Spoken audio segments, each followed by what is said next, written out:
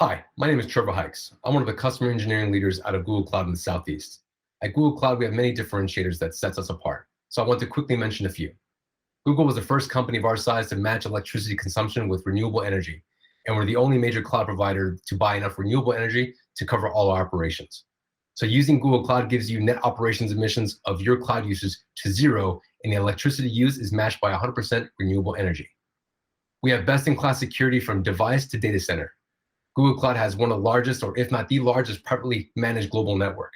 Unlike other cloud providers, your data is not transferred over the public networks, which increases performance and security. Our goal is to minimize risk of our customers being exposed to the public internet. We're also the only cloud provider that encrypts 100% of data at rest across all platform services by default. We also enable choice with our hybrid and multi-cloud solution. You can use your data where you want and how you want it.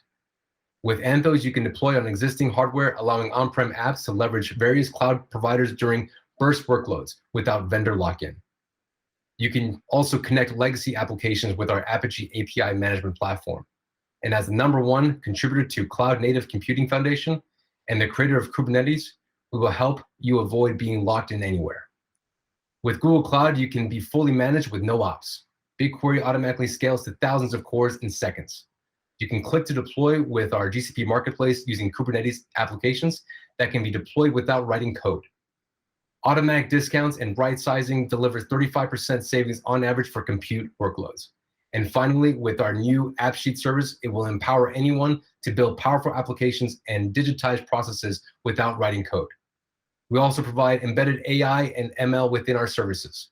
AutoML and BigQuery ML enables teams without data scientists to use AI ML capabilities not offered by competitors. With our AI ML and advanced analytics, you can maximize the insights you derive from your data, keeping you agile to make smarter decisions, enabling you to prepare for the future. Our industry-specific solutions and our unique services can accelerate your transformation, and we will ensure your success by bringing the best of Google. With that, I would like to introduce our moderator for this session, Todd Siegler, Regional Vice President at Salesforce.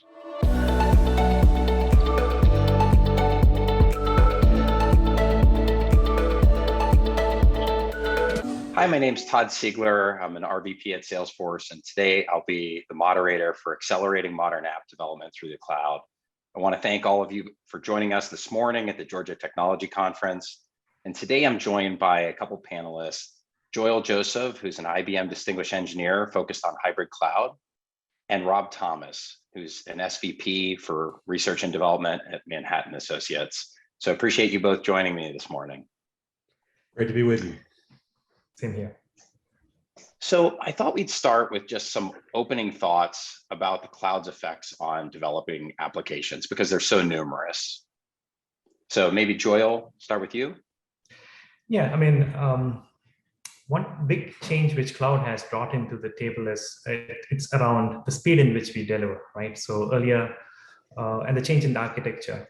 So in the past, we have seen enterprises building some of the core systems on monolith platforms like mainframe as an example, or over time, it evolved to, let's say, newer application servers like WebSphere application server or WebLogic application server. And pretty much the scaling factor was determined by that monolith which was built. All functionalities were embedded into that monolith, right? And that had an impact on speed to market, if you will. Releasing new features had a time frame of its own. And if it was a pretty older architecture, you had to depend on things like batch windows as an example, right, in order to release new features or make changes to your system.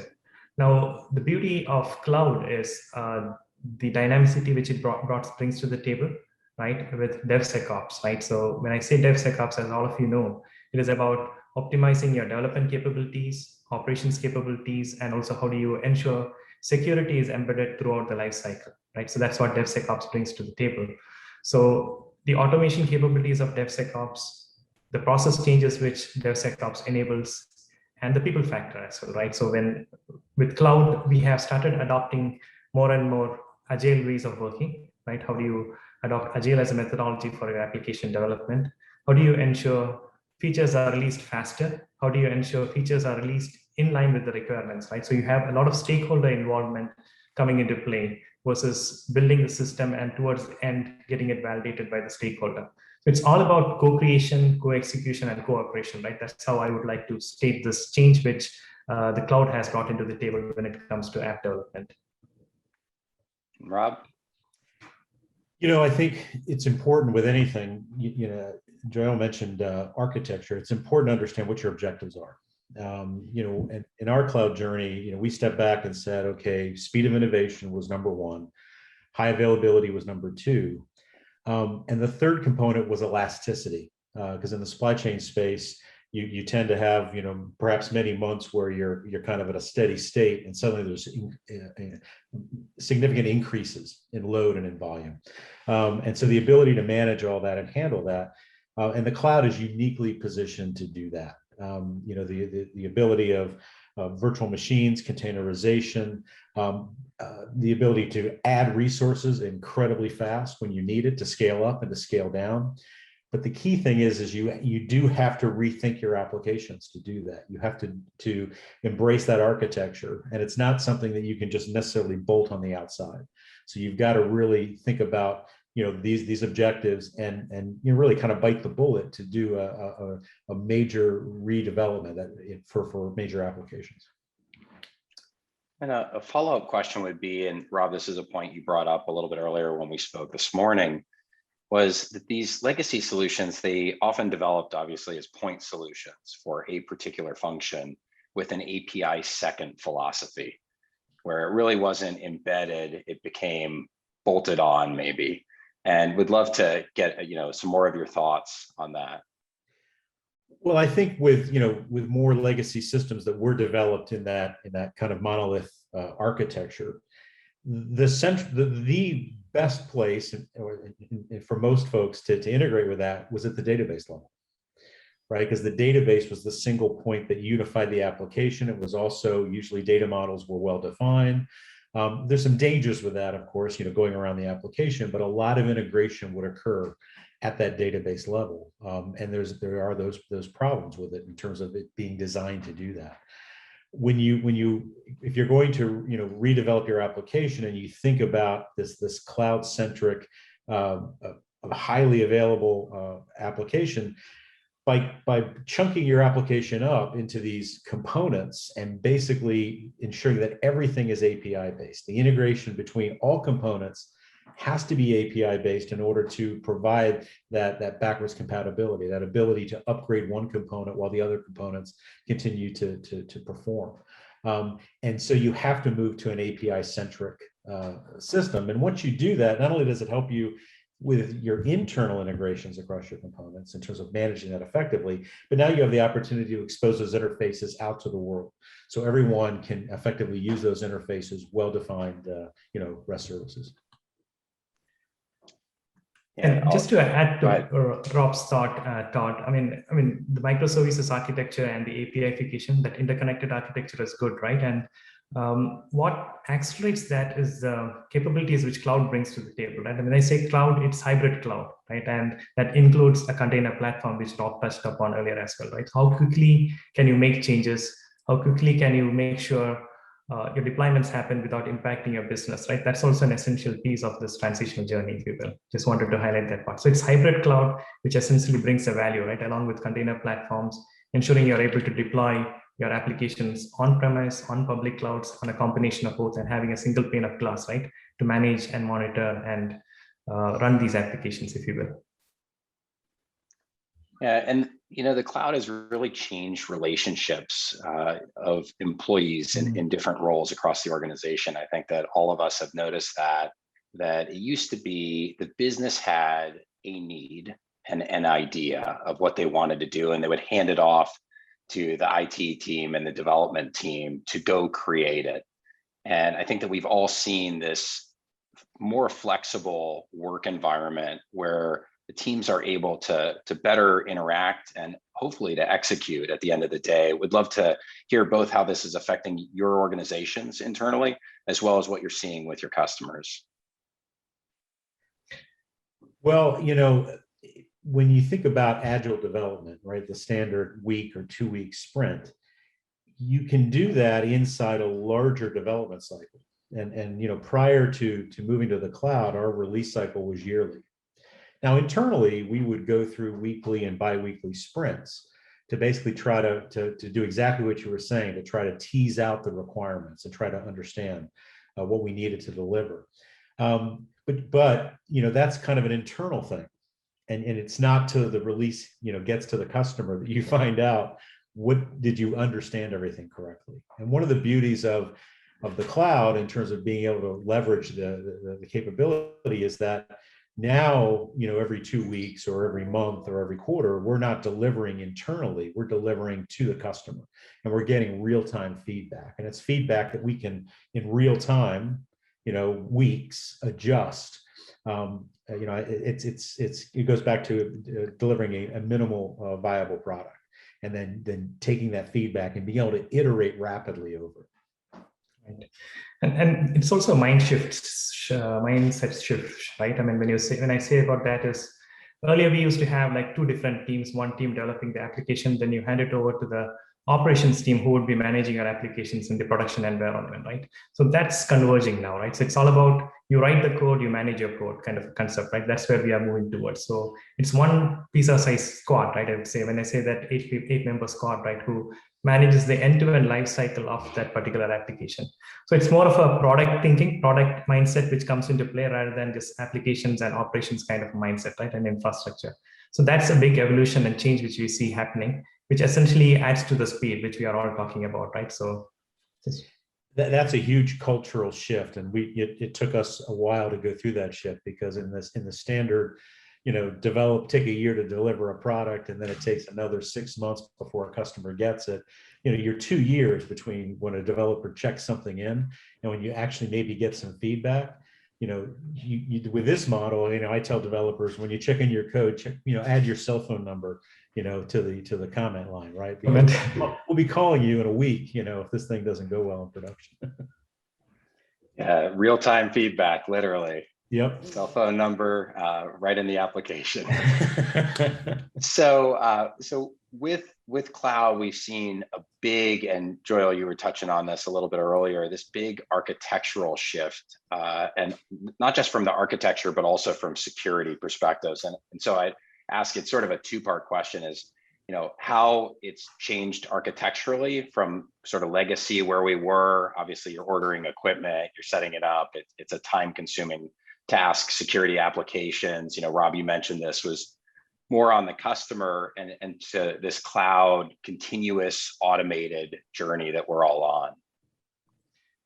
Yeah, and in my view, right, one of the biggest inhibitors for enterprises adopting cloud during the initial part of cloud was the security and compliance, right? Because you didn't want to take many of your secured workloads because you're not pretty sure of whether it would be hacked or would it run as it behaves on-premise, right, on a cloud. So that's why 80% of your workloads, if you look across the enterprises, are still within on-prem, right? So that is changing and rapidly changing, right? And as you can all attest to that. But that is one of the inhibitors, right? So all these cloud providers, as well as the service integrators, right, and product manufacturers started focusing on this particular aspect, right? How do you ensure that your applications are secure on the cloud? And when you say secure, there are multi-level of security, right? And one is definitely your regulatory compliance, right? How do you ensure that you are complying with your governance and regional compliance aspects of it, if you will, and also the industry compliance requirements. That's one aspect. The second is data, right? So all applications carry data along with them, right? And you have data at rest, you have data in transit, but then there's the third category, right, which we talked about as data in use. We didn't have too much focus on data in use in the past. People have tried to protect your transit data and the data at rest, right? But it's important to also protect your data when it's in use, especially when it's running on an external, let's say, data center provided by cloud, as an example, right? So there's a lot of enhancements which has happened in this space in order to ensure that your data security is 100%, right? So that kind of, and again, this effort is not just by the cloud providers as we are discussing in the morning, right? It's more about a combination, right? An ecosystem, right? How do you create an ecosystem between your cloud providers, let's say service integrator like IBM, and let's say new partners, right? So if you take the banking industry, fintechs are evolving, right? And retail industry has a lot of new models coming out. So how do you kind of bring everybody together to get this consortium to kind of define security requirements, because it needs to support the future ecosystem. So that has been a focus area for a lot of cloud providers, and that has advanced a lot, right? So that essentially brings in a lot of security elements when you're deploying your applications to cloud. The third point is around DevSecOps, right? And you don't want to manually go and validate security in each of your layers of your application, right? Starting from infrastructure, storage, to, let's say, databases, to operating system. Each of those layers have vulnerability, let's say, options, if you will, right? I mean, so how do you protect all these layers, right? So unless you automate it, you're not going to get the speed with which you want to deploy your applications, build your applications, release new features. And that's where DevOps has been transformed to DevSecOps, right? You introduce the security aspects very integrally into the overall automation pieces, if you will. And all these pieces of security are automated, starting from your requirements, ensuring that your requirements are reviewed to make sure there are no security vulnerabilities in what you're defined as requirements, then taking to design, to code, to test, to deploy, right? And even run, right? So all those aspects are automated, done in a proactive fashion. So that's how cloud kind of takes care of this in an automated fashion and brings more credibility, if you will, right? That's how I look at it, this talk. Hey, Todd, if I could add a comment, you mentioned about infrastructure. When we sell to a customer that's going to put our application on-prem, the way we go is we basically ask them, okay, what is the 1 hour that is your busiest hour of the year? And we figure out what the hardware required is for that, including high availability and everything. Then we add 30% buffer, and we say, that's what you need to go buy. By the time they procure it, it comes in, they set it up, they install the basic system software, operating system, network. We're talking months. Today, because of the cloud, we can deliver a complete solution in 2 hours, and that's a running application. And back to your security point is when you look at security, I mean, obviously application security is very important, and that's something that has to be a part of your process in terms of static scanning, dynamic scanning. But 99% of security is configuration. And the beautiful thing about infrastructure as code is you can get that configuration correct and then just repeat it. Not only that, but if you find a problem, you can fix it once. And again, just repeat it. So, that really, I think falls, well into the security mindset. Yeah, and that standardization of security, it's very interesting that for a long time, when cloud was first coming to the world, everybody was very nervous about security, but it actually has simplified it a lot because, in the old world, we were managing a huge number of siloed applications, and each of those had their own security methodology. And it just became almost unmanageable and ungovernable. And with cloud and with other technology solutions like SSO, it allows us to manage these a lot easier and in a lot more secure foundation. Just interesting that when cloud started, everybody was so concerned, my data is going to be somewhere else. And I think that the world eventually decided, well, my data is going to be somewhere, and it just needs to be secure wherever it happens to be. And cloud really is lending itself to that. So, I wanted to pivot a little into this notion that cloud is democratizing technology. And this is a very broad subject, but specifically to clients and how they're leveraging it and how fast they're able to leverage it. Would love to get your thoughts, and maybe Rob, start with you and then go over to Joel. When you mentioned democratization, the couple thoughts came to my mind. The first one was just use of open source. We use, if I look at all the code that we deploy for some of our major applications, easily 70% of it is open source. And the beautiful thing about that is we're able to focus on the business problem, right? Not on the basis of building infrastructure. And in terms of speed, we have many customers that decide that they need to do something and do it quickly from a business imperative perspective, and that speed of deployment, that speed of getting the system ready to be configured from a business perspective. You just, as I mentioned before, you just can't compete with how fast we can do things from a cloud perspective, because it's just code. You're just executing some code, system's up, it's ready, it's available. And then the real work of tailoring it for your specific business to solve your specific business problem, that's what takes the time, and that's what should take the time, right? Not everything that kind of goes around the edges. Just to add on to what Rob said, right? I mean, definitely it's the speed.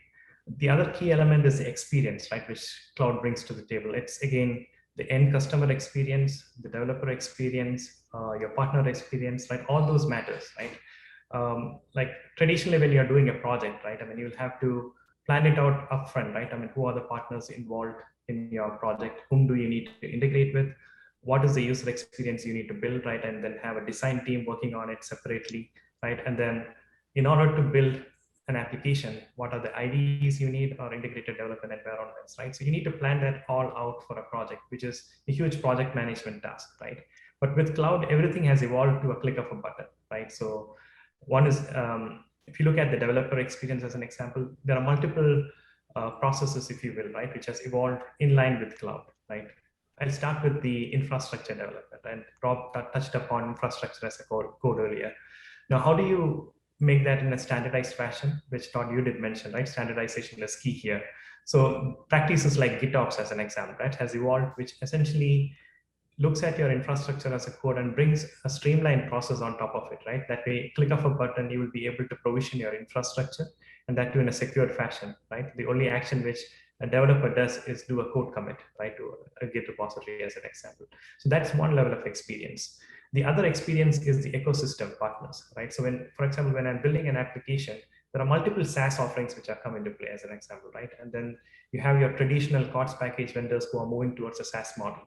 So, and they are not going away, right? It's not all custom built. So most of the times you have a hybrid environment, let's say Salesforce as an example on one side, SAP on the other side, and then you need to have an integration platform, right, which exposes the APIs, which keeps this ecosystem together. So traditionally, it used to be a lot of effort, right? I mean, you need to have expertise in each of those places. You need to plan out each of them as a separate project. But with cloud, you have everything available as a service, right? For example, integrations, you have hybrid integration platforms as a service, which makes your API definition and development pretty quick, right? That way you can integrate all your systems. So you have your ecosystem experience enhanced with cloud as well. So experience is an important aspect. Speed is definitely the other one. And third, we touched upon earlier, security, right? So, and we are making a lot of progress in the security space, which enables the whole ecosystem to come together and realize what is beneficial for the enterprise, right? Yeah, and there's been, I guess the old way of thinking about things was, how do I keep all the versions of every one of my customers, who some are 5, 8, 10 years, behind maybe the current version, and they're a little bit nervous about, okay, I need to do this upgrade. It's going to require a massive amount of work and rework. And it's really interesting how cloud and going to a single code base has changed our focus from almost keeping the current solution working to keeping the current solution focused on user experience, so that that experience becomes better. So Rob, I'd love to start with you on that. I know that that's something that near and dear to your heart. Yeah, we, for years and years and years, many of our customers would upgrade our application, maybe once every 5 years, just because of the effort required, the testing, the big bang, effectively, of making major changes like that. And that was really one of the things that when we moved to cloud from developing a cloud native architecture, we wanted the ability to push new capability out to customers continuously. And so by embracing kind of the cloud architecture, and also doing a massive change of our development process and changing the culture, and I'll talk about that in a sec. We got to a point now where we deliver code every 2 weeks. We feature flag new capability on every quarter, and that enables us to react, and also our customers to adopt this functionality when they're ready, without having to plan an 8-month project to do it. It's just a matter of change management and turning something on. I will mention the huge cultural shift that's required from the IT or the development perspective. Where before the developer was focused on, hey, I want to develop new capability, which is still true, but now the focus has to be on application availability, backwards compatibility, that is job one. Because if you can't be pushing these new capability into an enterprise system that literally our company is absolutely 100% dependent on for their business, both top line and bottom line revenue, if you're going to break something, right, every time you push new code in. So the amount of automation and testing that you have to do to convince yourself, and then hopefully have the customer experience a zero impact upgrade that occurs very frequently. But that's a huge cultural shift from an organizational perspective, which we've been at this for years, and it's still something we focus on every day. Right. I think that's a very valid point which Rob mentioned about, right? It's about the non-functionals rather than the functionals, right? There is a shift of focus towards non-functionals, in which cloud brings a lot of ease to it, right? But this has also introduced some new patterns, if you will, right, and new roles into the industry. And the one thing which I would like to highlight is site reliability engineering, right? Because this is a new practice which has come into existence because of all the factors which Rob just mentioned. So when you are developing your applications, which is going to be distributed, right, in a microservices kind of an architecture, how do you ensure that it has the right performance? How do you ensure it has the right availability, right, and high security levels, right? And how do you do real-time monitoring? Too many moving parts which you need to correlate, and that's where the site reliability engineering or SRE practice comes into play, right? So which is a very important aspect which all these enterprises needs to adopt while moving towards, let's say, a cloud-based architecture. Site reliability engineering. And then there are additional practices, right, which helps you kind of make sure your application development is up to speed, right, or done on speed. Things like A/B testing as an example, right? So where you kind of compare your old and new and ensure that you're not breaking any old functionality, and at the same time bringing in new functionality with a subset of users, and then rolling it out seamlessly, right, with blue-green kind of a deployment. So all these come into play in order to kind of enhance that experience aspect, if you will. Yeah, Joel and Rob, great points. And just thinking through that in Salesforce, we have very similarly, Rob, about the 3 releases every year for the 20 plus years of our existence. And it's just this regular cadence where the new functionality is available. It's up to the customer when they turn it on. And Joel, to your point, you can do that sort of that testing where you can enable that functionality for a group of users. It used to be you upgraded everybody all at once. There's no turning back. And if it causes massive disruption, you're almost stumbling versus being able to roll it out in almost a very simple way of testing with a few users, a group of users, and then broader and broader sets. Rob, be curious to get your thoughts there. Yeah, I can't emphasize enough the importance of incrementalism. Now, we turn on new features quarterly. We've been delivering code about every 2 weeks. And if you look at there's about 40 to 60 containers that are out there, or 40 to 60 components. Every 2-week period, we probably change about half of those. Some of those are bug fixes. Some of those are new capability that are feature flagged off, right? The problem we've seen is if you have a compatibility issue, right? If you start installing that software and there's a problem, you've made too many changes, right? You've changed half your application. So what we've moved to is more of a streaming model, where even though I might deliver code from the development team in 2-week chunks, those 20 components get deployed, maybe over a 2-hour window. Every 2 hours, change a component. And that way, if something goes wrong, or something appears to go wrong because you've got good monitoring, right? You're seeing something start to go south, right? You can say, okay, what changed in the last 2 hours? What changed in the last 4 hours? Roll that back. And that echoes to the A/B, point that Joel was talking about. So that's, I think the incrementalism is super important, and it's counterintuitive, right? In order to get stability, you want to make more changes more frequently. They just need to be really small. Yeah, it reminds me of Mark Hawkins, our former CFO. He had this adage of better, better, never done, which I think is a great way of describing SaaS and cloud, is that you're on a journey, and whether you're, building the solution for your customers or whether you're the customer deploying it, both of them are applicable. You can apply and say, we're never there. It's a journey. and we're continually iterating and innovating and trying different things to see what's most effective and what's most beneficial for our users. Yeah. You know, Joel, would love to get some of your thoughts there. Yeah, I think Todd, you again mentioned an important piece, right, which is innovation, right? So continuous innovation is going to be key for success in the future, right? In the sense, like, you're not building a static application, deploying it, getting it running for like 4 or 5 years. You need to continuously improve it. And to Rob's point, an MVP approach is the most suitable for that, right? You build the minimum viable product, you enhance it with the next increment and keep enhancing it. But that was not easy in the past, right? When you had like predefined infrastructure as an example, those were constraints to do this kind of continuous innovation. That's the benefit which cloud brings to the table, right? So you can dynamically scale your application infrastructure as needed.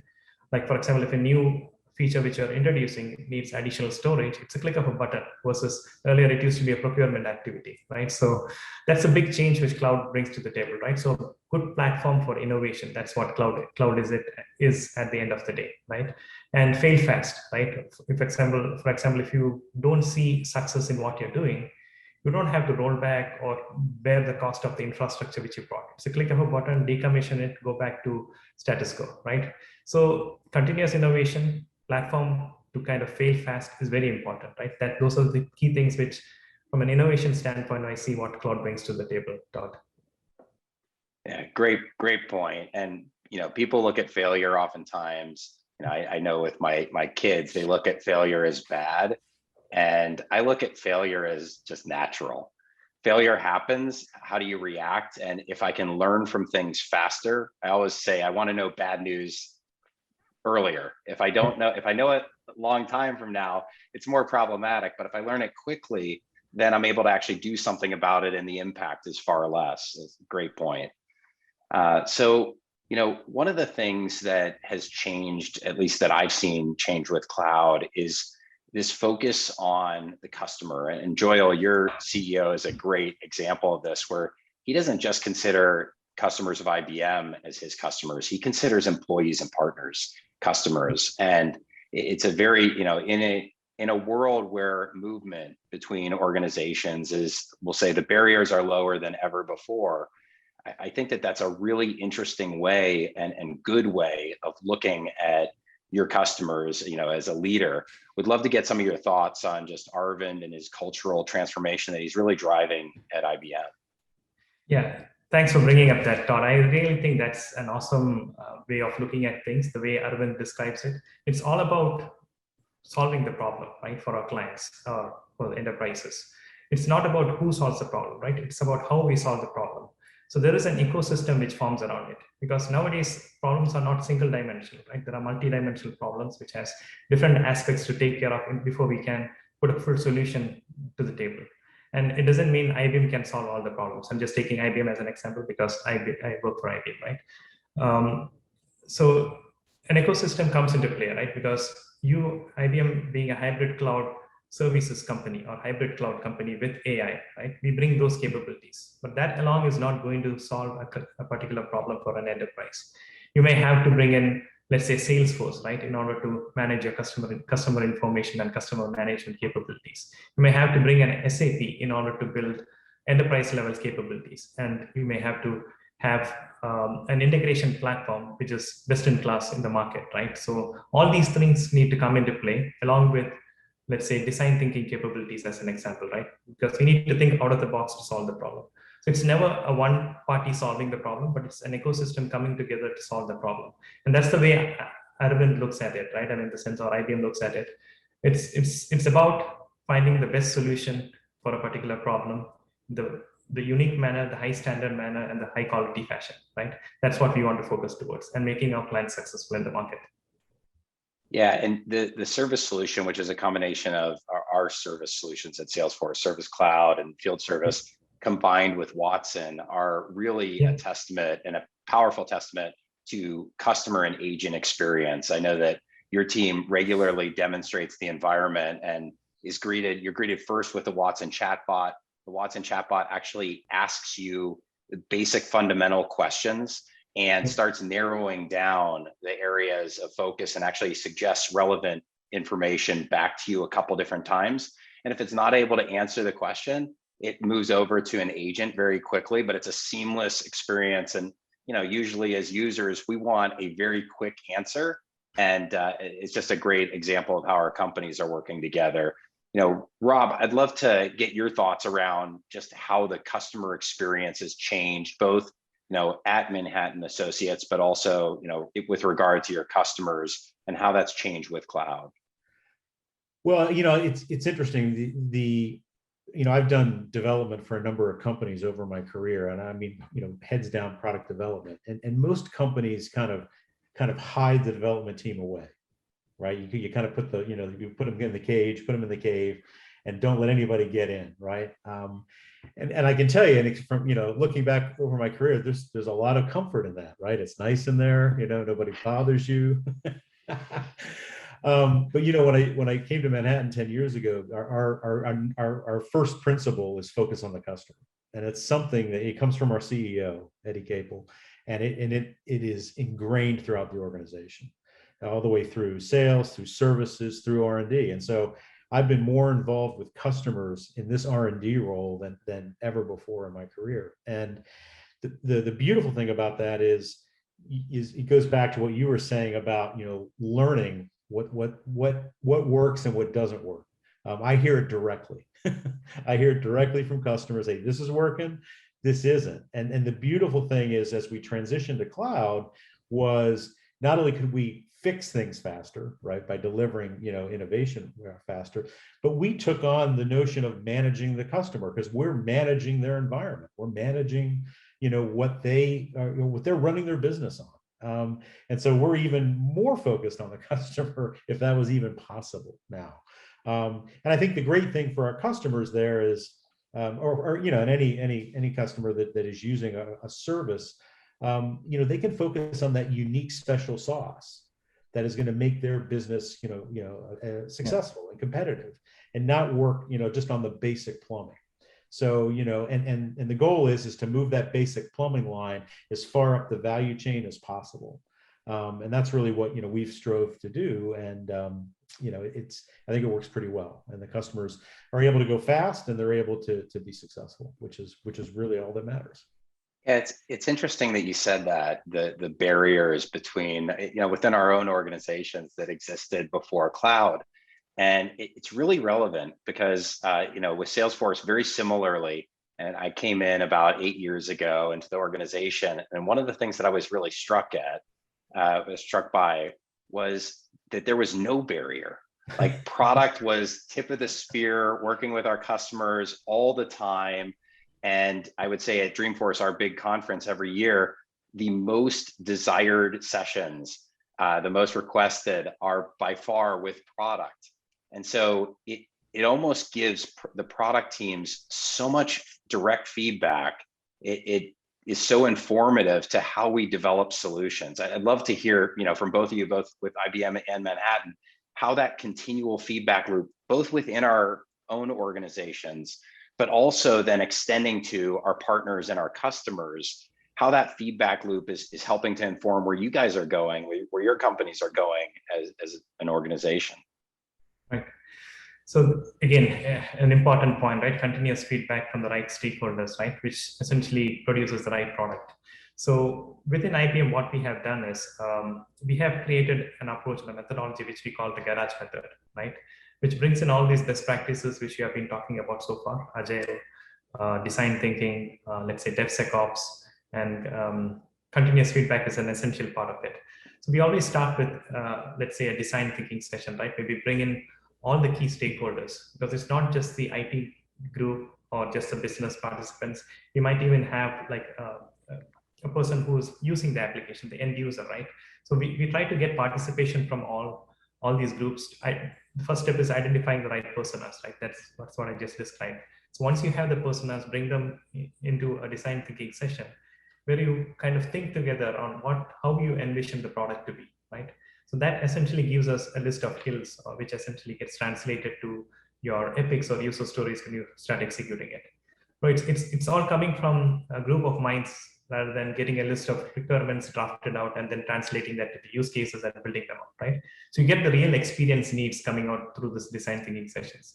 So once you have that, then iteratively developing this and doing playbacks on a regular fashion, right? If you have 2-week sprints, to Rob's point, make sure all these personas are involved in seeing these playbacks so that they can give real-time feedback, which gets fed into the backlog and gets realized in the next iteration, right? And what enables you to do it with speed is again DevSecOps. You have the right level of CI/CD automation, testing automation, security automation, right? So you don't have to, the developer team does not have to worry about all these capabilities. And on top of that, what we have done is we have also built a set of code accelerators. There are repeatable things, right? I mean, for example, building a microservices, you need to have an API specification to which your microservice is going to comply with. So auto-generating the code in any language of your choice, as an example, and creating the plumbing for a microservice is a common thing which you do repeatedly. Don't want a developer to spend time doing that. So automate that. Whatever can be automated, try to automate that.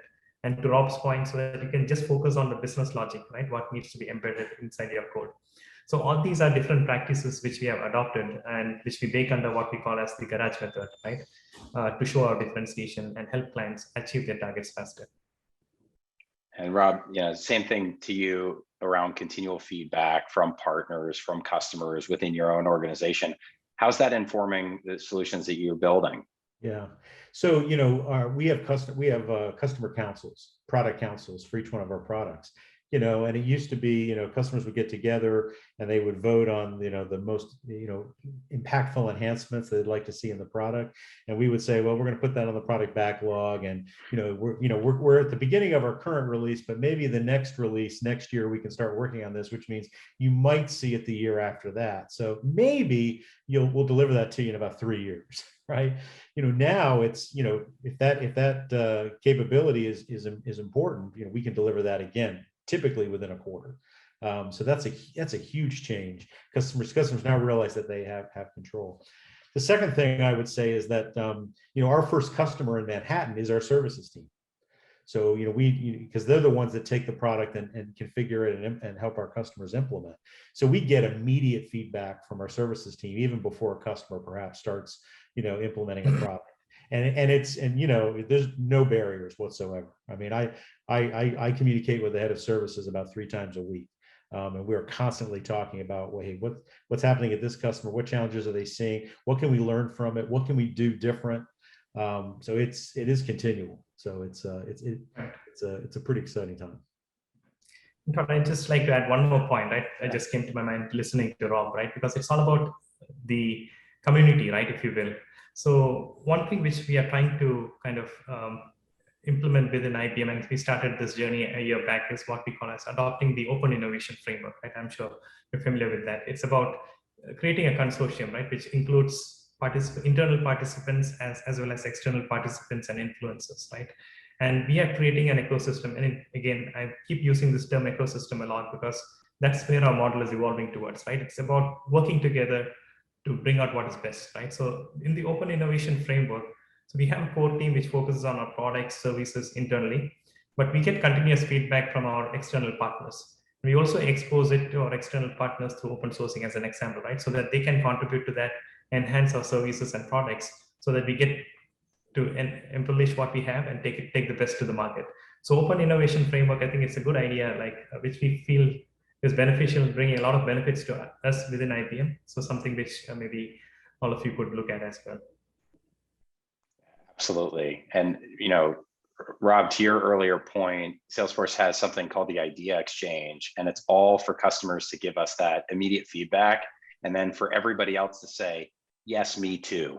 And Right. they vote with their points that they're assigned. So it's informative to our product team, in addition to our normal client advisory boards and product sessions that they're going to meet with them at Dreamforce or in between just day to day, but really getting the voice of the 100,000 plus customers that we have all the time of what's most relevant to them. And then we talk about retiring idea exchange points, and we talk about the number of points that we're retiring because it's directly attributed to the feedback that we're getting. So this feedback loop, I think, is so critical to organizations. It's almost our lifeblood, telling us, yeah, I like where you're going, but I'd like this other thing too. And can you help me out here? So one of the things, Joel, that you were highlighting is around design thinking. And it's interesting, design thinking, and you work within the GBS organization, big consulting organization, one of the biggest in the world. And it used to be that consulting organizations would come in and they would do the design-led sessions, but product, we'll say, was excluded from that. It was more about where do you want to go and envision it without boundaries, which is a good exercise. What would you do if you were recreating this? If you were recreating your customer experience, what would that look like? And really trying to figure out what that is. But one of the interesting things that we found, and we work closely with IBM on this, is if design thinking has a path, we'll say not a PowerPoint. We're not going to present a PowerPoint at the end of the day, but we're actually going to show you. One of my favorite people at Salesforce always says, you mean like this. So in other words, when you get to that design thinking led session and you get through it, being able to come back with that rapid iterative process of showing them with your solution, with the IBM and Salesforce solution, with Manhattan solution, and saying, you mean like this? Does it look like this? And this speaks to the rapidity. And I know, Rob, you touched on this before. I'd love to have you expound on it a little bit more about how that loop and how design thinking affects product. Well, it's not just, what I was thinking of when you were making those comments was our services teams, as I mentioned, they work with a customer to configure the solution, but many times they'll come to R&D and say, hey, look, this customer has this problem, and this is how we're thinking of solving it in the application. What do you guys think? And we'll iterate back and forth and say, well, hey, did you think about this? Or why don't you do this? Or why don't you try that? So that's point number one. Point number two is, as much as you can, even though we expose everything as APIs, we try to make the UIs as extensible as possible without code, extensible by configuration, right? So that way, it's very easy on the back end to add a column to a database, or to an entity, I should say, to a component, since the database is hidden. And then do the same thing on the user experience side to basically try to find, iterate and find that solution pretty quickly. So that, those interactions, continually inform us as to what we're doing, whether, to your point, are we on the right track? Are we on the wrong track? What do we need to do, in the weeks to come? Yeah, and one of the other things, and we've talked about this a couple times in passing during this conversation, and Rob, you mentioned you would get back to it earlier, so I want to get back to it. Okay. Is really around culture. And I think cloud is changing our cultures of our organization, even our cultures of our families, and how we're working together, and how information availability, but also just this. It's not the sales team working just by themselves. It's not the service team working by themselves. It's sort of a family that has a bunch of different parts, all which need to be played. It's about orchestrating it a little bit more harmoniously. So Rob, I'd love you to talk about that a little bit with Manhattan, and then, Joel, you with IBM. Real fast. I mean, it's important to know that you're in the family. Okay, and I said, R&D sometimes can get hidden off in the cave. When we delivered our first, cloud application, native application that we were managing, I actually had little tiny mirrors made up, little personal mirrors, and underneath the mirror it said, "Say hello to your newest customer." Right. So you're looking at yourself, because the reality is we were delivering software for the first time to ourselves because we were managing it. Right, we were responsible for it. It had to work, and I think that's just the beginning of that cultural shift of realizing that, hey, the customer and the running of this application is not some abstract idea that lives out somewhere in the universe. Right, it is right here in front of us, and what we do every minute of every day impacts ourselves and impacts our customers, because we are. We're together, we're joined. So I think, that cultural shift is can't be overstated. Yeah, well, R&D is definitely part of the family, for sure. I always say, we can't do anything, and I've worked as account management for my career, but we need to have something to manage, and you all build it. And so it's the lifeblood of what we all do. And so it's great to shine a light in it on it, and then also just to bring it to the forefront where it's not in the shadows. It's really right at the forefront of what we all do. And Joel, your CEO, he's a year in, and he came from a research and development background, so near and dear to his heart. Would love to hear about how that's affecting the culture at IBM. And so one big change or shift is like bringing back the engineering culture, right? So, and to me, like cloud is kind of forcing you to do that, right? Rather than more sales focused or being, let's say, delivery focused. I mean, all these are important, but engineering used to take a back step, especially when it comes to services, right? So that is changing now, right? So to me, that's a big shift from IBM standpoint. And we all seen, right, during the pandemic, I mean, our ways of working has changed a lot, right? We never went to offices. We all sat at home. We started delivering projects without any issues, right? High quality, high standards, cloud being a big enabler, but all this shifting towards engineering focus, right? To me is another key driver to make this happen, right? Without all those different assets and capabilities which we built over the past few months, would not, if they were not there, I mean, would not have been able to deliver during this pandemic.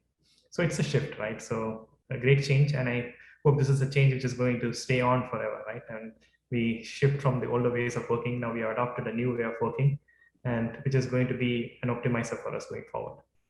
Well, gentlemen, really appreciate the time today. I want to thank our audience and thank you for attending the Georgia Technology Conference. Really hope you're able to join the other sessions today. And now back to our studio.